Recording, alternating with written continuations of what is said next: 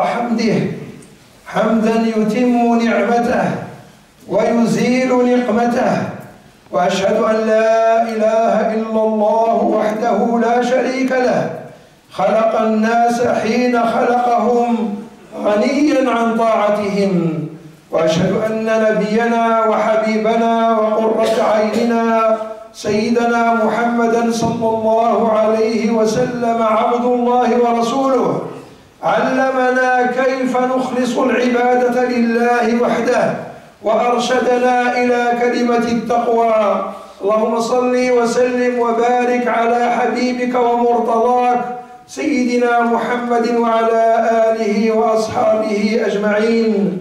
أما بعد، عباد الله، نحمد الله سبحانه وتعالى أن بلغنا رمضان، شهر الخير والبركة، شهر القرب من الله سبحانه وتعالى والتقرب إليه، شهر المنافسة في الخيرات. قال تعالى: يا أيها الذين آمنوا كتب عليكم الصيام كما كتب على الذين من قبلكم لعلكم تتقون.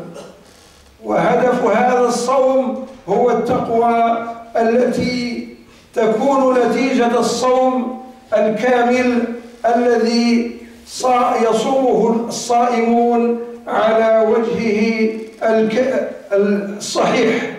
ومن حكمة الخالق سبحانه وتعالى أنه يذكر الحكمة من الفريضة، مع أنه الخالق المقتدر، وهو القائل: إن يشأ يذهبكم ويأتي بخلق جديد. ومع ذلك نجد الحق سبحانه وتعالى يعبر دائما في كتابه عن الحكمة التي رتبها على فرائضه. فالصلاة عون للمؤمن على احتمال صروف الدهر، واستعينوا بالصبر والصلاة. والزكاة طهر للمؤمن ودرء لمفاسد الحياة الاجتماعية، خذ من أموالهم صدقة تطهرهم وتزكيهم بها. والحج موسم لنفع العباد دينا ودنيا، ليشهدوا منافع لهم ويذكروا اسم الله. وكذلك الصوم أعظم ما يتوقع منه أن يتقي المرء ربه، ولباس التقوى ذلك خير. وحسبنا من الصيام أنه يبث في قلوبنا تقوى الله، وهي جماع كل خير وأساس كل فضل في حياة الناس. فلم يترك القرآن عملا يكلف به المؤمن أو خلقا يؤمر به إلا جعله أثرا لهذا المعنى النفسي العميق، التقوى، وامتدادا لمنازل الكمال التي تصدر عنه. ومن هنا كان من حقيقة التقوى ما جاء من أمر المؤمنين بالصدق والأمانة والشجاعة والصبر والعفة والعدل والعفو والرحمة وضبط النفس. فإن الإسلام يقرن ممارسة هذه الأخلاق بالتقوى كشرط في أخلاق المؤمن، وكأثر ناتج عن سلوكه الطيب النزيه.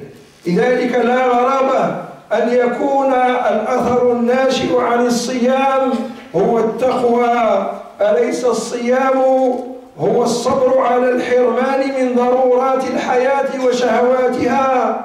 والصبر نصف الإيمان، كما حدث الحبيب المصطفى صلى الله عليه وسلم: والصابرون ينالون جزاءهم بلا حدود، إنما يوفى الصابرون أجرهم بغير حساب.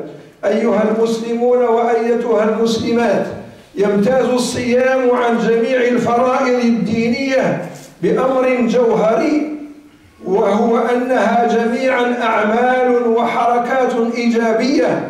أما الصوم فهو في الحقيقة إيقاف لبعض الوظائف العضوية في جسم الإنسان، وتعطيل لها إلى فترة محدودة، سواء أكان صياما اختياريا على سبيل التطوع أم إجباريا على وجه الفريضة.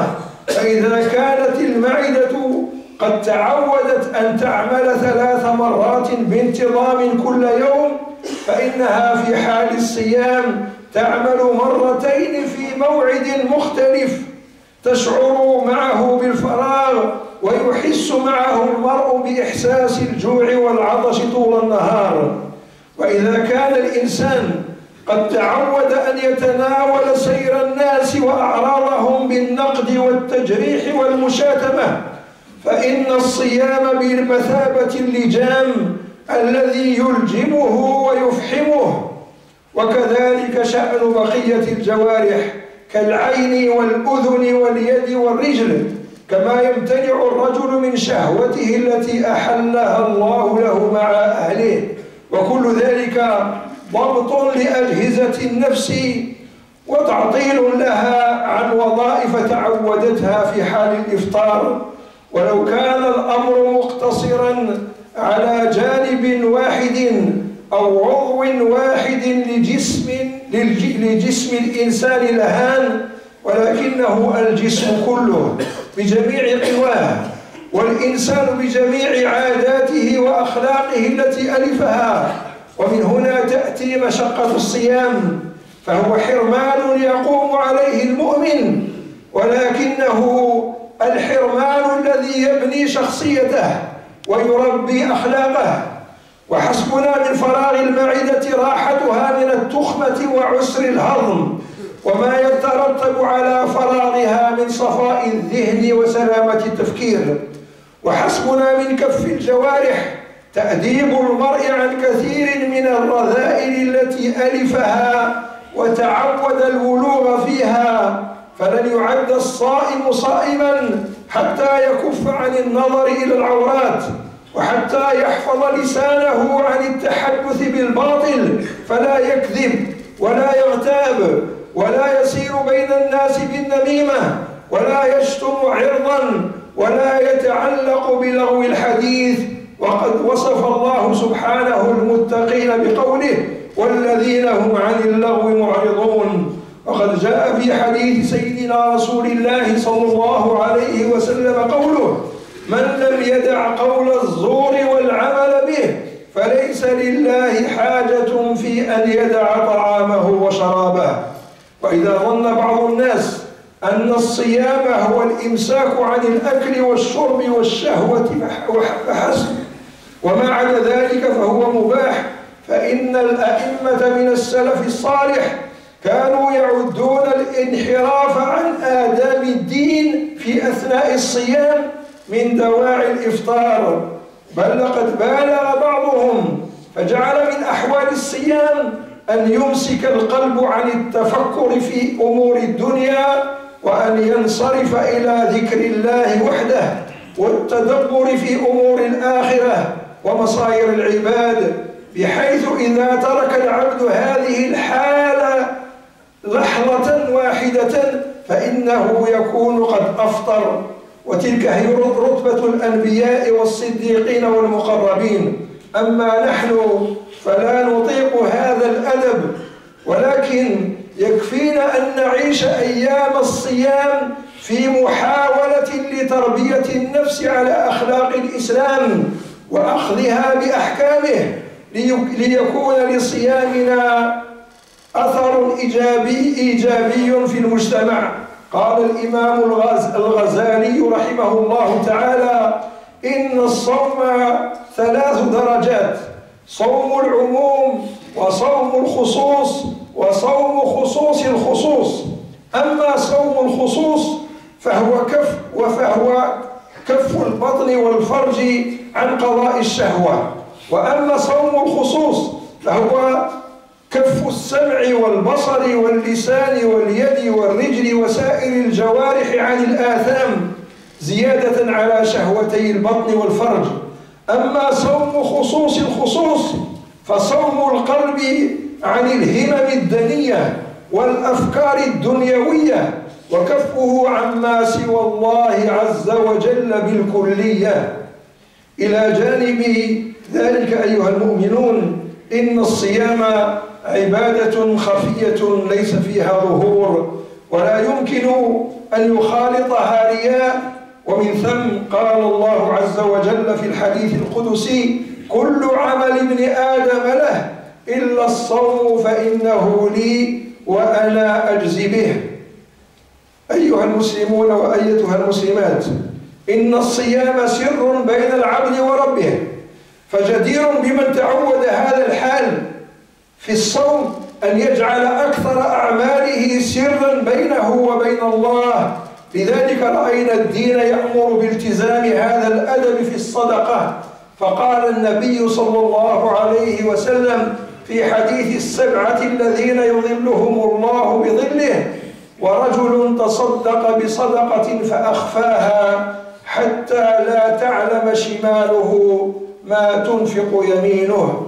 فهذا هو الصوم الذي يريده الله منا، أن نجتهد لأن يكون هوانا موافقا لما جاء به سيدنا رسول الله صلى الله عليه وسلم من عند الله. فهو شهر تكوين وتدريب لنيل التقوى التي هي سلاح المؤمن في كل موقف يواجهه. أقول قولي هذا وأستغفر الله العظيم لي ولكم ولسائر المؤمنين من كل ذنب فاستغفروه إنه هو الغفور الرحيم. وآخر دعوانا أن الحمد لله رب العالمين.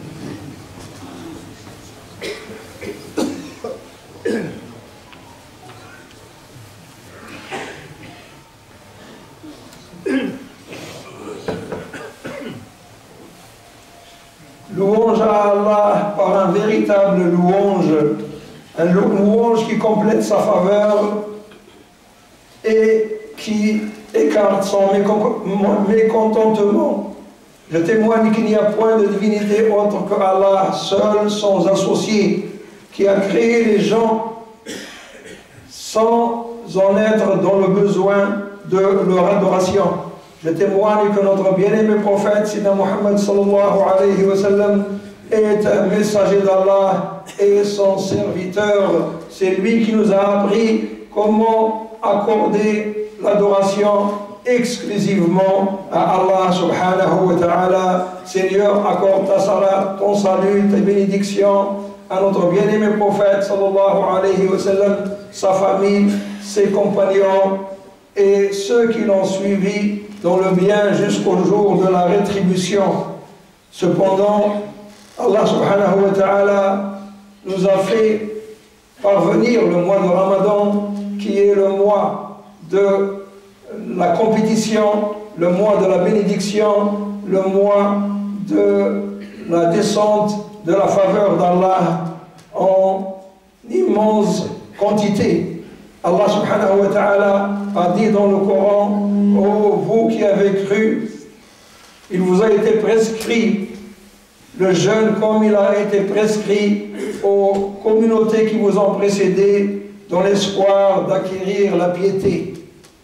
Allah subhanahu wa ta'ala a relié l'obligation du jeûne aux fruits tirés de ce jeûne et aux résultats de l'accomplissement du jeûne du mois de Ramadan, qui est la piété et la soumission des membres au commandement d'Allah subhanahu wa ta'ala. Et Allah, par sa miséricorde, nous évoque souvent les effets et les résultats de ces obligations, bien que Allah subhanahu wa ta'ala a dit: s'il voulait, il vous ferait disparaître et ramènerait une autre création, et cela n'est pas difficile par Allah subhanahu wa ta'ala. Mais malgré cela, Allah, par sa miséricorde et sa sagesse, nous cite les fruits à tirer des obligations. Il a dit que la salat est un soutien dans le fait de supporter l'adversité du temps, et que la zakat est une purification de l'âme de l'avarice, et aussi c'est une action de repousser les corruptions de la vie sociale. Aussi, le Hajj, c'est une occasion pour faire profiter les gens des avantages d'ici-bas et de l'au-delà. Et le jeûne, son résultat à gagner, c'est la piété. Et comme a dit Allah, le vêtement de la piété est le meilleur. Il nous suffit à ce que le jeûne, lorsque on a l'estomac vide, que cela repose de l'indigestion et que cela nous donne la piété qui est la recherchée de l'être humain, car le croyant n'aura jeûné réellement que lorsque il maintient son regard de l'interdit, que lorsqu'il préserve sa main du mauvais acte, que lorsqu'il maîtrise sa langue dans son langage, son pied dans les endroits où il va, lorsqu'il évite les calomnies et le fait de ramener les mauvaises paroles entre les gens. Le mois de Ramadan est donc un stage, une formation pour acquérir la piété. Celui qui veut jeûner réellement, c'est celui qui se met à se contrôler, contrôler son langage, contrôler ses actes, contrôler ses agissements. Il doit tout le mois du Ramadan essayer de perfectionner. Si la personne se met en colère rapidement, c'est le mois de Ramadan qui permet de maîtriser sa colère. Si l'on n'est pas poli dans notre langage, c'est le mois de Ramadan qui nous apprend à dire des expressions délicates et des expressions douces. Et ainsi, dans tout notre entourage, on doit se fier au commandement d'Allah subhanahu wa ta'ala et à la coutume du prophète de Sidna Muhammad sallallahu alayhi wa sallam. أيها الإخوة وأيها الأخوات، إن ما يجري في غزة لا يمكن أن يتركنا دون حركة، فلا بد أن نتضامن معهم وأن نعينهم وأن نعلن حقوقهم. عسى الله سبحانه وتعالى أن يخرجهم من هذا العذاب ومن هذه الحالة التي لا يجدون فيها ما يتقوتون فيه ولا يجدون دواء يعالجون به مرضاهم وهم في ضيق وهم في عذاب. فعلينا أن نساعدهم بما نستطيع عبر القنوات الموجودة. وكذلك إن شاء الله كما ذكر رئيس الفيدرالية سنصلي إن شاء الله بعد صلاة الجمعة صلاة الغائب على شهداء غزة. أيضا أيها الإخوة وأيتها الأخوات، إن شاء الله في هذا الشهر المبارك سنعطي دفعا قويا لقضية دين المسجد، ولهذا سنجمع التبرعات كل يوم السبت بعد صلاة العشاء، ونرجع إلى عملية دفع كل شخص 1000 أورو، سواء دفعة واحدة أو دفعة مجزأة، حتى إن شاء الله إن لم نستطع أن نسدد هذا الدين أن نقلص منه. فإذا كل يوم السبت بعد صلاة العشاء نؤخر قليلا صلاة العشاء وصلاة التراويح، ونقوم بحملة جمع آلاف الأوروات، وكل شخص سندعو له بمفرده إن شاء الله. Chers frères, chères sœurs, on ne peut pas être insensible à ce qui se passe à Gaza, où les droits de nos frères sont ignorés. Donc on doit les soutenir, on doit les aider par l'intermédiaire des voies qui permettent de faire parvenir la nourriture, les médicaments et tout ce dont ils ont besoin. Et aussi par soutien à ces frères, on fera Inch'Allah Salat al-Ghaib, c'est Salat al-Janaza pour les martyrs de Gaza. Autre chose aussi, nos frères, le mois de Ramadan est le mois de la rigueur, et le mois où il faut retrousser les manches. Donc aussi c'est le moment pour qu'on donne un bon coup pour cette dette. Donc, on va procéder à une opération qui a été déclenchée avant, c'est celle que chaque personne doit donner 1000 €, que ce soit comptant ou partiellement. On fera donc chaque samedi après l'Isha et on appellera aux gens de donner 1000 € et chacun, on lui fera des invocations, des du'as individuellement. Ce sera ainsi, Inch'Allah, tous les samedis. Et soyons généreux, soyons solidaires, ayant la volonté de mettre fin à cette dette. Et Inch'Allah, Allah est capable de nous faciliter et de nous permettre de payer cette dette, car en réalité, c'est lui seul qui paye cette dette, mais il nous a mis à l'épreuve.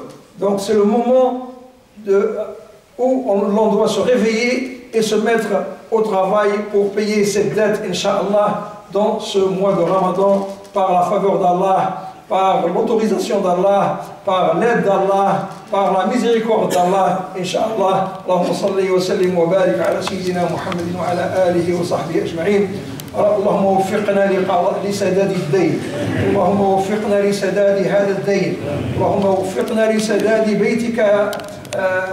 بيتك يا رب العالمين. اللهم هذا بيتك وأنت الذي تسدد الدين، فإنه لا حول ولا قوة إلا بك. اللهم يا رب اجعلنا سببا لسداد هذا الدين. اللهم أكرمنا بشرف سدد دين المسجد يا رب العالمين. اللهم لا تحرمنا من هذا الفضل، ولا تجعل عزائمنا تضعف أمام هذا الأمر يا رب العالمين. اللهم قوي عزائمنا وثبت نياتنا ووفقنا إلى أن نتحرك في هذا المجال يا رب العالمين. اللهم ألف بين قلوبنا، اللهم اجمع شملنا، اللهم وحد صفوفنا، اللهم اجعلنا كالجسد الواحد إذا اشتكى منه عضو تداعى له سائر الجسد بالسهر والحمى. اللهم فرج عن إخواننا في فلسطين وفي كل مكان يا رب العالمين. اللهم انصر الإسلام والمسلمين واخذل من خذل المسلمين. وصلى الله وسلم وبارك على سيدنا محمد وعلى آله وصحبه أجمعين. وآخر دعوانا أن الحمد لله رب العالمين وأقم الصلاة.